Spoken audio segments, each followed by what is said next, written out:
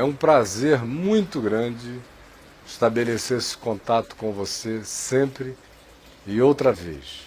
E para a gente não perder tempo, porque ele é precioso e, no nosso caso, curto, eu quero logo entrar convidando a você para prestar atenção na leitura bíblica que eu vou fazer no profeta Isaías, no capítulo 53, que diz assim: quem creu em nossa pregação e a quem foi revelado o braço do Senhor, porque foi subindo como um renovo perante ele e como raiz de uma terra seca, não tinha aparência nem formosura.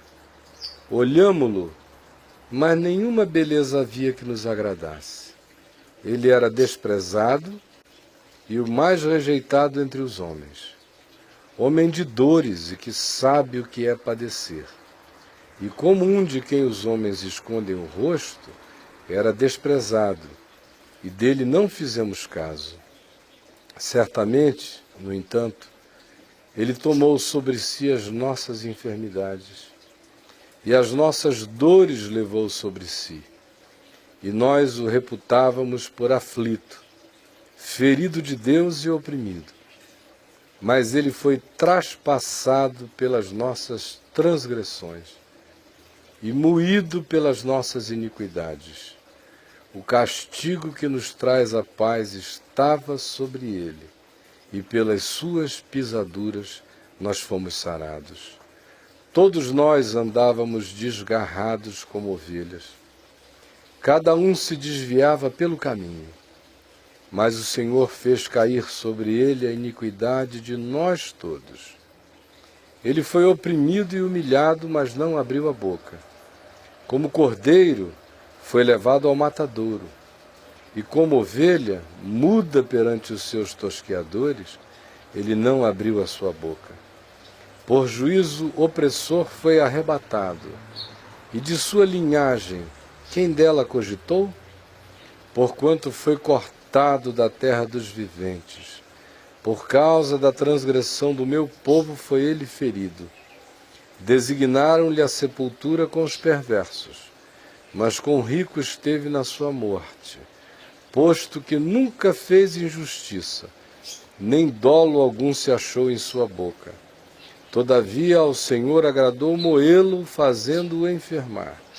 Quando der ele a sua alma como oferta pelo pecado, verá a sua posteridade e prolongará os seus dias, e a vontade do Senhor prosperará nas suas mãos.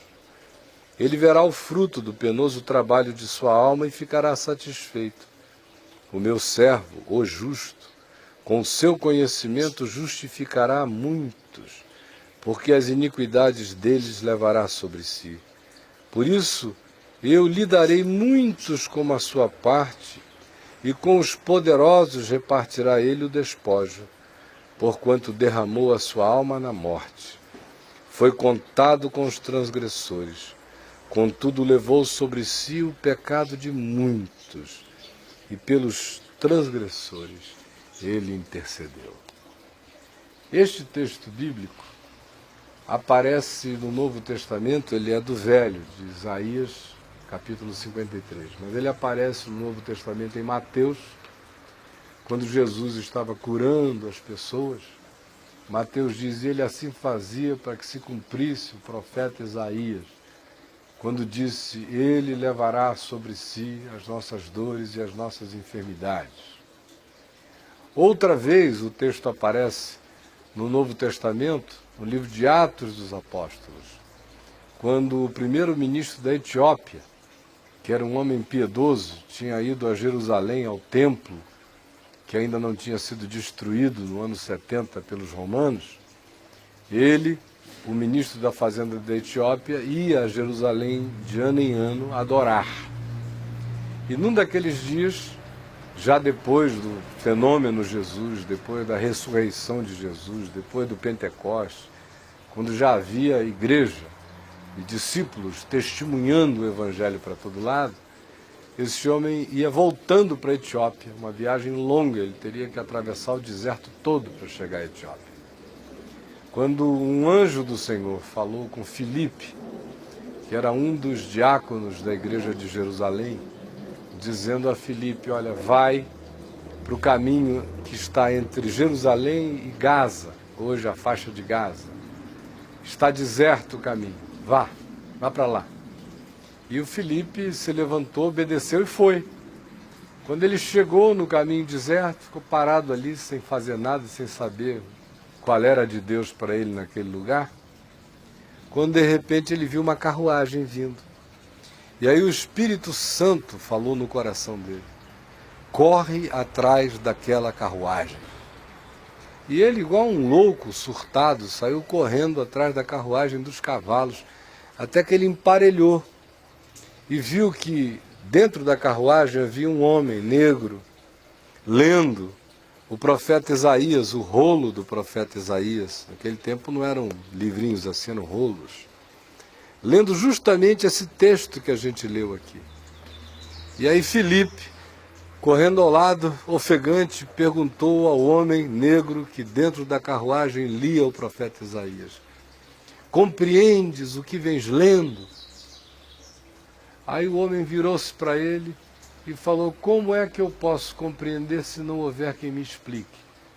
O profeta falava de si mesmo, como homem de dores e incompreendido por Israel, ou ele falava de algum outro que viria? E Filipe anunciou Jesus a ele, dizendo que Jesus era o Cordeiro de Deus, que cumpria essas profecias todas, que Jesus era aquele que veio e não foi reconhecido, que ele veio para os que eram seus, mas os seus não o receberam. E mais do que isso, falou-lhe da cruz, falou que como naquela crucificação, que era uma execução banal, realizada naqueles dias pelos romanos, nos dias de Jesus havia ocasiões em que cerca de 400, 500 cruzes estavam erguidas pelo país afora, como exemplo de rebeldes, criminosos punidos, coisas do gênero, de modo que naqueles dias, com a dominação do Império Romano, todo mundo conhecia muito bem o significado da crucificação. Mas Filipe transcendeu a crucificação como morte de execução dos romanos. Foi para além dela.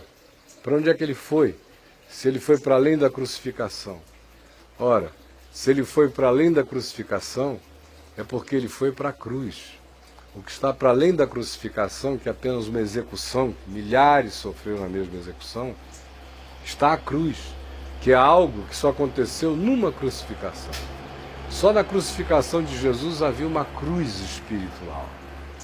Não era apenas a morte de alguém punido pelos romanos. Era uma morte de convergência cósmica, multidimensional, aonde todas as transgressões, todos os pecados, todas as dores, todas as anomalias da existência convergiam para ele. Já a própria palavra de Deus nos diz e anuncia depois disso o seguinte, Pedro é o primeiro que diz, que Jesus é o Cordeiro de Deus que foi imolado antes da fundação do mundo, antes de haver Big Bang, antes de haver átomo, antes de haver qualquer que seja a partícula subatômica, antes de haver qualquer energia, antes de haver o elemento que a física chama hoje de singularidade absoluta, ou a partícula de Deus, antes de haver isto, houve o Cordeiro se entregando, porque vida nasce de vida, e todo ato de gerar vida é um ato de morrer, de se dar, de se esvair, de se passar para o outro, de modo que a criação resulta desse amor de Deus que se entrega como quem morre para criar. Filipe, então, diz ao ministro da Fazenda da Etiópia, que estava ouvindo aquela exposição, que Isaías estava falando 800 anos antes de Jesus, que tinha acabado de morrer e ressuscitar, e tinha sido feito Senhor de todos os senhores, Rei de todos os reis, que estava acima de todas as coisas, porque vencera o poder mais absoluto entre os homens, que é a morte, ressuscitando dos mortos. E aí quando o homem entendeu aquilo, ele compreendeu tudo. Compreendeu que todas as coisas nesta vida convergem para Jesus, antes de terem sido criadas, enquanto existem, e depois de terem sido criadas, quando surgir novo céu e nova terra, tudo converge exclusivamente para Jesus. No entanto, o que eu quero falar com você hoje tem uma aplicação muito mais íntima, muito mais pessoal, muito mais particular, muito mais voltada para mim e para você. Assim como no caso ali de Atos dos Apóstolos, tinha tudo a ver com aquele negro, ministro da fazenda da Etiópia, que estava lendo o profeta Isaías e não estava compreendendo, e quando compreendeu, tomou uma decisão na mesma hora. Logo adiante eles encontraram um ribeiro, que está lá até hoje, e que é apelidado de Ribeiro de São Filipe, é um palminho de água. Acho que passa por ali, pelo Vale de Soroque, em Israel, terra de Dalila e Sansão, das histórias épicas do passado.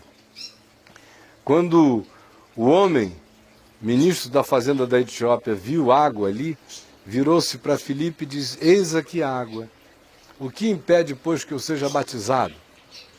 E Filipe disse: nada, se tu crês em Jesus de todo o teu coração, tu podes e serás batizado. E o homem, voltando-se para Filipe, disse: eu creio. E ambos desceram à água.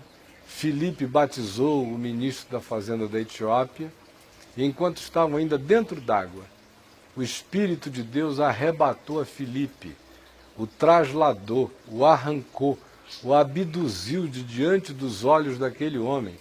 E Filipe veio a aparecer, a achar-se, a encontrar-se, depois que sumiu de diante dos olhos do homem, a 40 quilômetros de distância, numa cidade chamada Asdod, que hoje é apenas uma ruína em Israel, no litoral da antiga Filístia, em Israel. Aí você diz: o que isso tem a ver comigo? Ora, o que tem a ver com você é simples, o que tem a ver comigo é simples. É que aqui está dito que quando Jesus morria na cruz, embora todos o desprezassem, embora todos quisessem um outro Messias, um outro Cristo, um Cristo poderoso, que chegasse com a espada, que vencesse os romanos, que acabasse com essa palhaçada política toda, com o sofrimento dos pequeninos, que acabasse com as injustiças sociais e econômicas. Esse era o Messias que todos em Israel queriam, até Judas Iscariotes queria esse Messias. E Jesus tinha se apresentado como outro, como um servo sofredor, que leva cusparada, que leva afronta, que é julgado, que é humilhado, que é escarnecido, que não é enxergado, que não é visto, que não é percebido. Por isso se diz: olhamo-lo, mas nenhuma beleza havia que nos agradasse nele. Ele era desprezado, o mais rejeitado entre os homens, homem de dores e que sabe o que é padecer. E como um de quem os homens escondem o rosto, quando chega a gente vira a cara, foi assim que nós fizemos e aquela geração fez e todas as gerações fazem. Dele nós não fizemos caso. Mas certamente o que ninguém sabia era o seguinte: é que ele estava levando sobre si as nossas enfermidades. Enfermidades são mais do que doenças. Enfermidades são as coisas que causam as doenças. São os nossos desencontros, fruto da nossa culpa, dos nossos pecados, das nossas contradições, das nossas desarmonias, dos nossos ódios, do nosso espírito de vingança, da nossa vontade de matar, da nossa vontade de impormos nossa vontade de tirania sobre o outro. Daí é que procedem as doenças, das enfermidades do ser, dos desarranjos do ser. Ele tomou sobre si as nossas enfermidades e as nossas dores ele levou sobre si.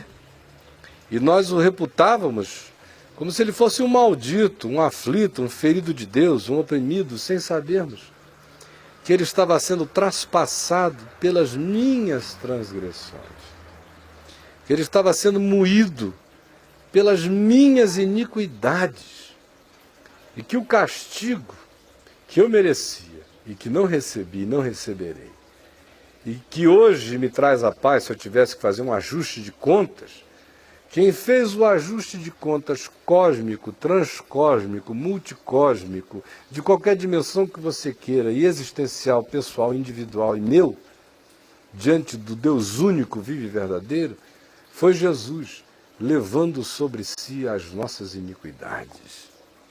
E esse é o castigo que me traz a paz hoje. É crendo nisto que eu tenho a paz que eu tenho. É porque eu creio que eu já estou perdoado, que tudo quanto concerne a mim como enfermidade do meu ser, da minha mente, da minha alma, tudo quanto diz respeito às minhas transgressões, às minhas iniquidades, os meus pecados, as minhas deliberações no errar, as realidades conscientes e inconscientes da minha produção equivocada, que a Bíblia chama de pecado e de injustiça, todas essas coisas estavam sobre ele. E eu fui sarado pelas dores dele.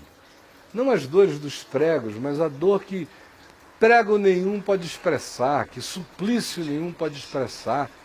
Ele estava carregando sobre si as agonias de todas as criaturas, não só as humanas, mas de toda a criação, levando sobre si toda a mortandade, todo o genocídio, toda a vingança, todo o ódio, toda a brutalidade, toda a violência, toda a perversão, toda a preferência pelo ódio que os humanos fazem o tempo todo, seja aquilo que é concernente à produção coletiva, seja aquilo que é concernente à produção geração após geração, ou seja aquilo que é concernente a mim como indivíduo, nas minhas práticas pessoais. Ele levou sobre si a iniquidade de nós todos e a minha também. Por que eu estou dizendo isso?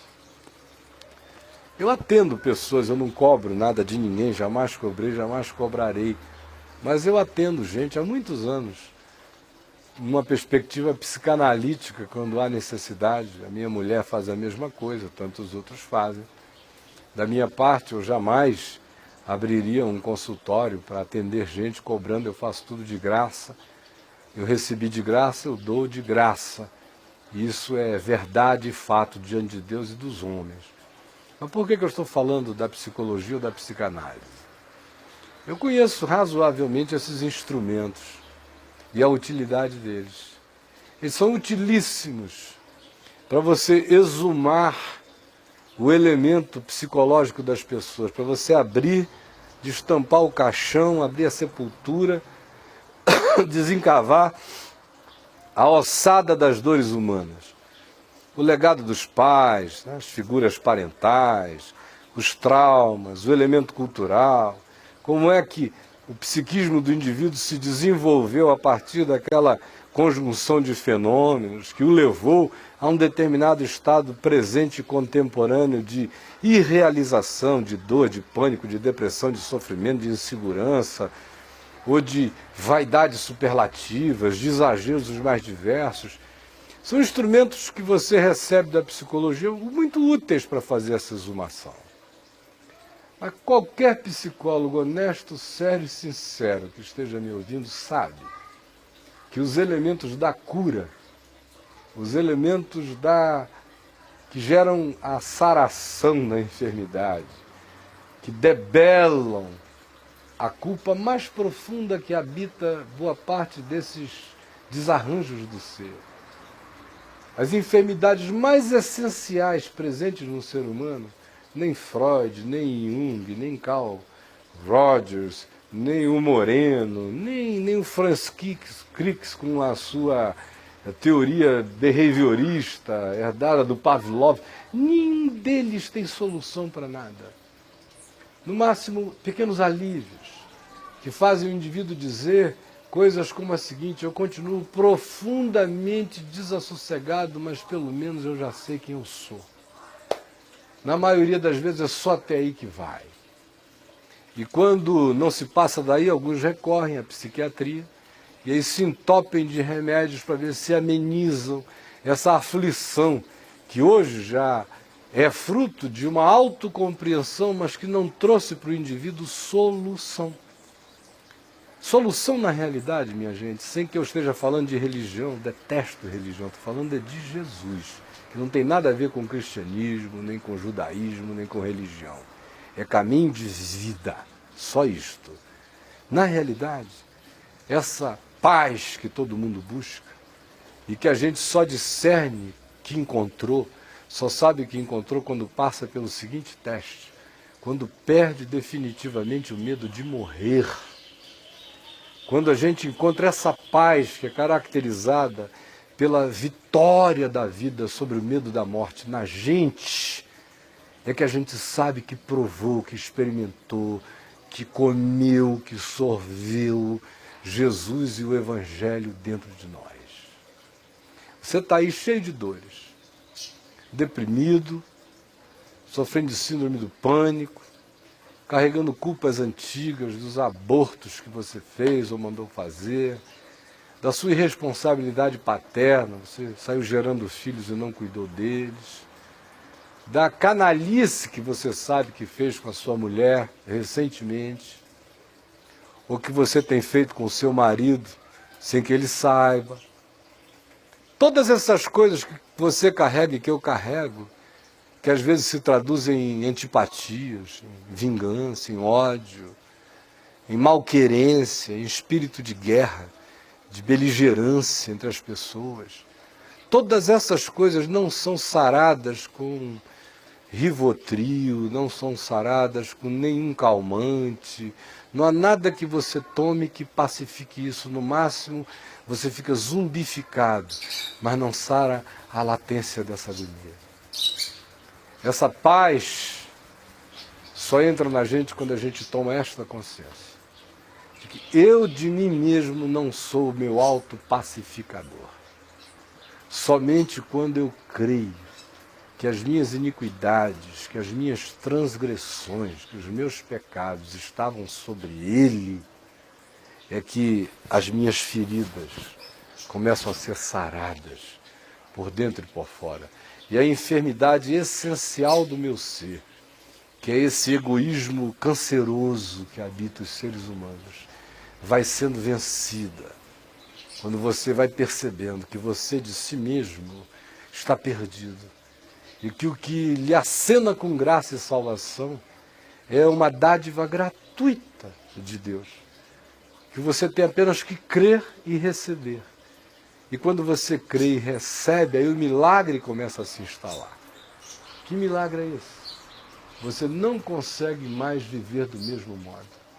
Quando essa consciência se instala e você sabe que Jesus, morreu por todos, aí então a conclusão é que todos morreram, para que aqueles que hoje vivem com essa consciência não vivam mais para si mesmos, ou para o seu hedonismo, ou para o seu capricho, mas antes vivam e existam para aquele que por eles morreu e ressuscitou de entre os mortos.